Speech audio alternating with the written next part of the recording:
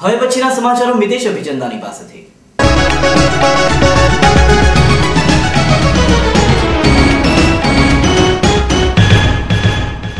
નમસ્કાર દર્શક મિત્રો, હું છું મિતેશ અને આપ જોઈ રહ્યા છો સત્ય ન્યૂઝ।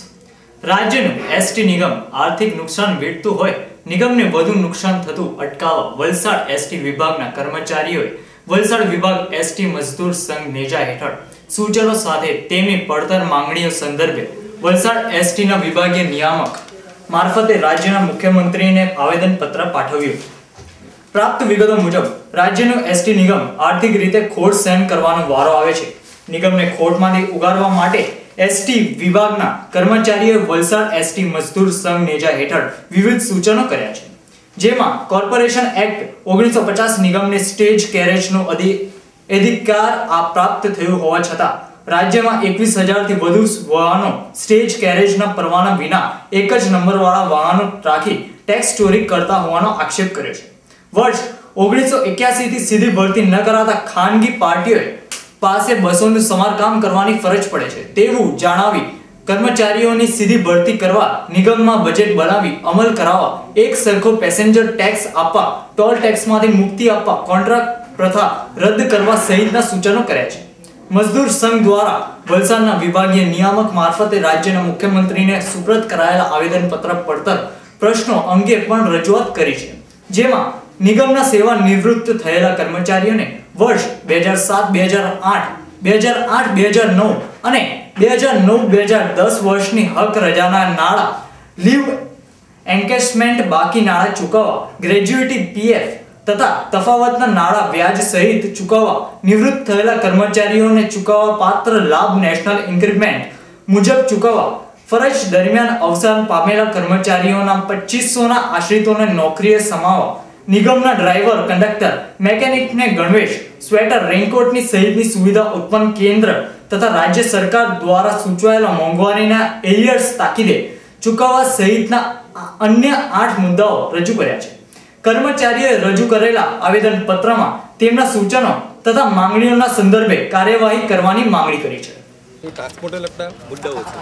જેવા કે કોર્પોરેશન એક્ટ 1950નો અમલ કરવો,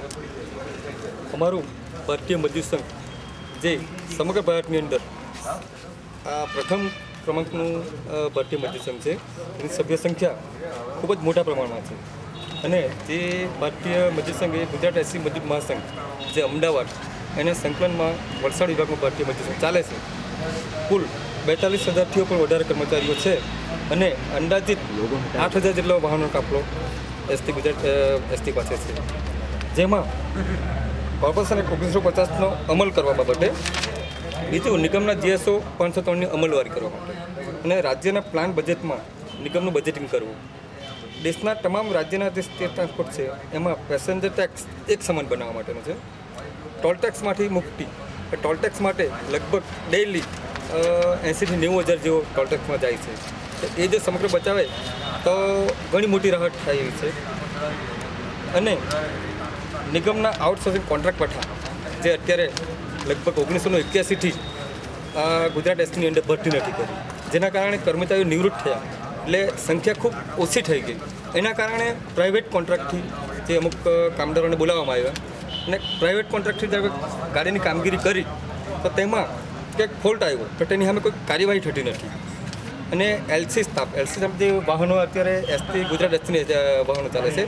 તેમાં એ લોકોએ ટેન્ડરો મંગાવ્યા કે પ્રાઇવેટ જીપ જે લાઇન ચેકિંગ કરે છે, કંડક્ટરો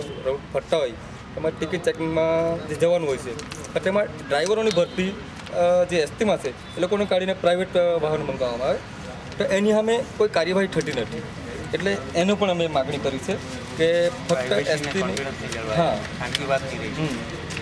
અને road transport service act, Indian transport service એટલે કે ITSની એક કેડર ઊભી કરવા માટે માગણી કરી છે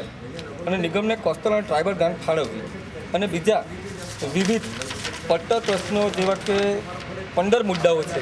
એ બાબતે માન્ય મુખ્યમંત્રીશ્રીને આવેદનપત્ર આપ્યું છે અને માન્ય આશા છે કે માન્ય મુખ્યમંત્રી આ બાબતે ઘટતું કરશે અને નિગમને